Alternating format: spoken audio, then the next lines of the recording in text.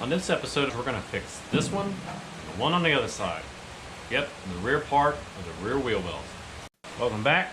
The progress on this 72 Duster is quite amazing. I'll say that we got the floor pans in, we've got the shackle boxes as part of the rear frame rebuilt, and in order to put the trunk floor in and the drop-offs, mainly the drop-offs, we're going to have to fix these. Very common to rot out because the trunk extensions on the trunk floor butt up right there. You go right down, then your quarter panel sets here. So we have rot in here, and we got rot all the way around here, mainly here and here. Not so bad here. On the other side, it's actually a little bit worse, and there's even some of the rot on this side of the wheel well, which is the inner half. We're gonna fix the outer half on this one, and I've already got the metal made on this one here, and here it is. It looks very complex, I guess you could say, but it really isn't too bad to make. It's gonna go in there just like that, and when we get it all good and ready to go, we have to draw a nice tight line here. We'll cut this off, and then we'll have to shape this in just a little bit tighter so it don't fit. See how it fits around it? We want it to fit ideally right in its place. So we'll have to squish it down a little bit, and then we can start welding it back. And over here at the workbench, we have some regular tools strewn about. Here's our piece that we made for the passenger side. And here's what that looked like when I started. They're two identically cut pieces made from the same template, which I basically just took a piece of paper and wrapped it around that wheel well and held it up against it tight and scribed a little line around it, and then just did that one there. Okay, now two pieces made exactly the same. Obviously one of them will not get bent this way, it'll get bent actually the other direction, so we want to flip around and do it that way. So they're like basically an opposite twist. So if this one here went in like that, well, this one's gonna come the opposite direction, and everything else is just gonna be a reverse mirror image of it. But you can see the piece here, it's just very flat, kind of articulated piece, and it eventually will evolve into something like this with a couple extra little cuts in it for relief. And so we're going to work on the other side and get this one all in tune, and then we'll go weld it in and then try to fix the last little piece, which will be on this side. Like I said, this is a mirror image of the opposite side. This is driver's side here, so we're pretty much doing the same thing here. Now main thing is this will go right there. See, it drops down and it kind of has this little bit of a swoop to it. That's why when I went to remove everything here, I tried to retain, even though it's rotted, everything in the shape that it was meant to be originally. So I just let it hang there. That way we can make a template and not have to just kind of freewheel it. So this will go here along this line and then down there, and ultimately it will, if I get it off of this, will wrap around all the way into the inner part of the wheel well here. Okay, now there's a tab here, you'll see it over here.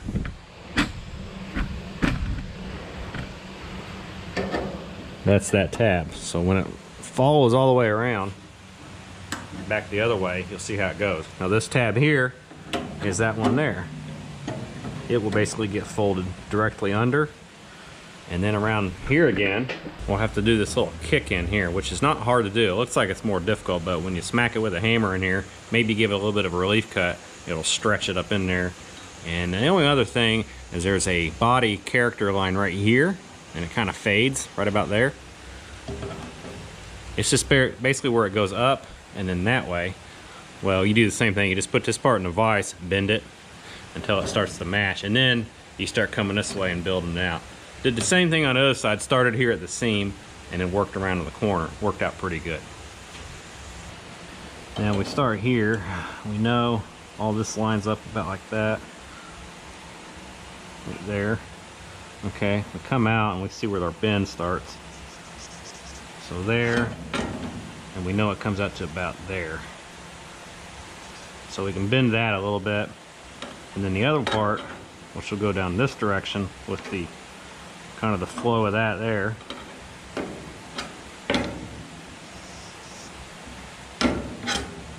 See that? So we'll start here and go from there.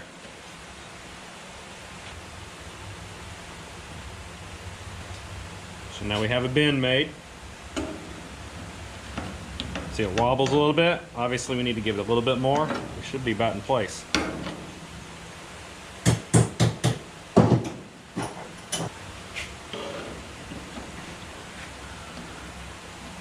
There we go, that fits over that pretty good. Now remember, if you don't get it to fit exactly to the contour of this, that's okay. As long as you get it really, really close as far as roughed in. Then once you go to cut this out and weld it in, you can use clamps and various items just to hold it in there and get it to conform to this shape, and it'll all work out really good. Now this little kick right here basically comes up and kind of disappears there. That'll go about right there.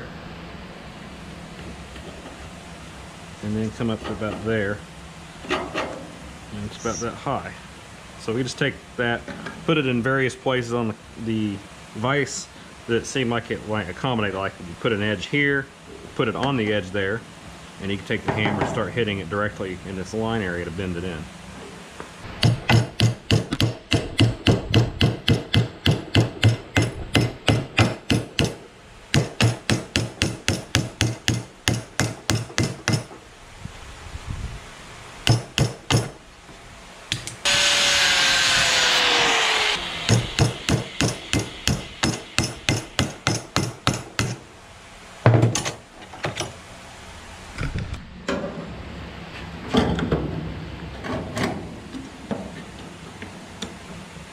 Pretty good place to be there.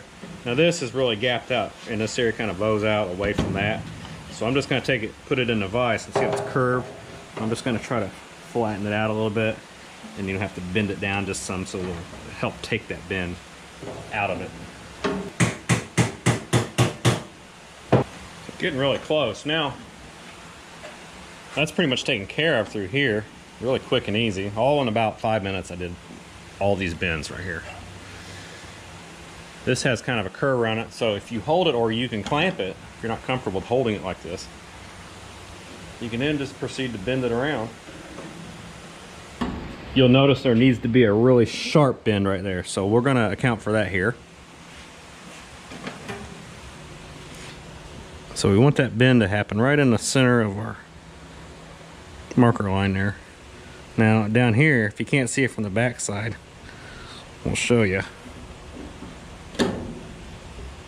About there. So we want to bend that directly like there. Then this will ultimately probably have to get a relief cut there, and maybe even cut this little triangle piece off. It's a little leftover. And then just go about like that. This will completely fold in. Well, let's get this fold established here.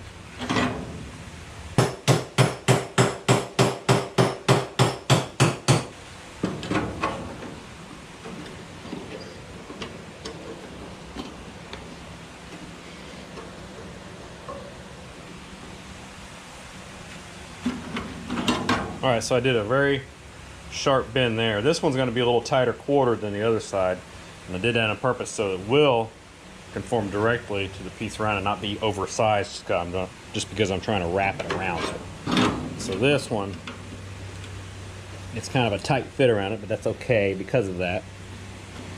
And we know this, like I said earlier, this needs to cut off, this little triangle that's sticking out like a knife, and then we will bend the other piece right here behind it as it holds itself on there, and I can access this one from underneath. Right there is where we'll bend it. It'll bend straight in with this one here. It should be good.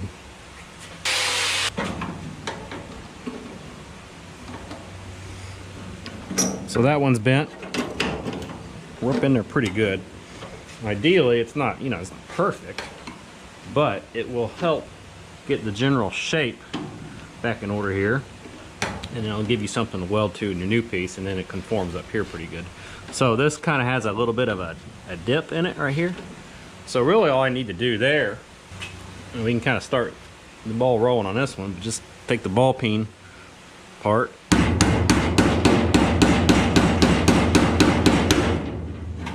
You get a little bit of that going on. And if you need to refine it, you can take it over the vise and get on something hard, pop around on it. So there we go. That's pretty much that one. And yeah, so I guess we're gonna go around and fix this piece. Really simple piece. Now is a great time to like and subscribe.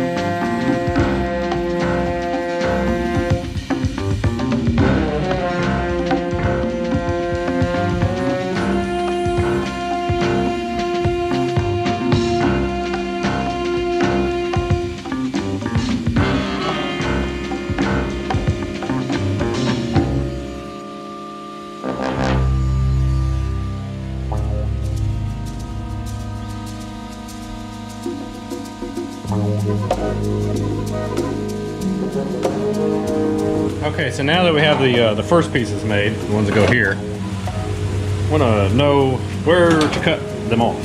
So what I'm going to do here is I'm going to get as tight as you possibly can to the old piece.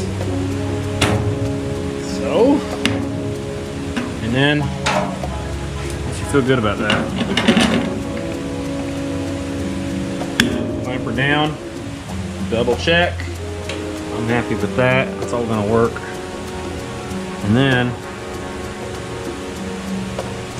I'm going to do this for the camera. You can take a marker or a scribe, or you can do it this way. Either way. Basically pinstriping tape. And you put it right where it would go straight down. Okay.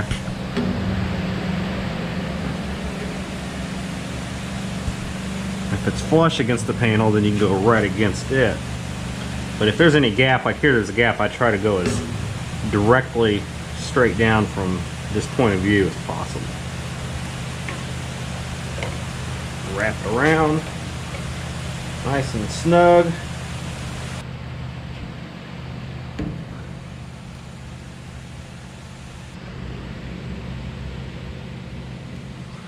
Okay, so when we go to cut,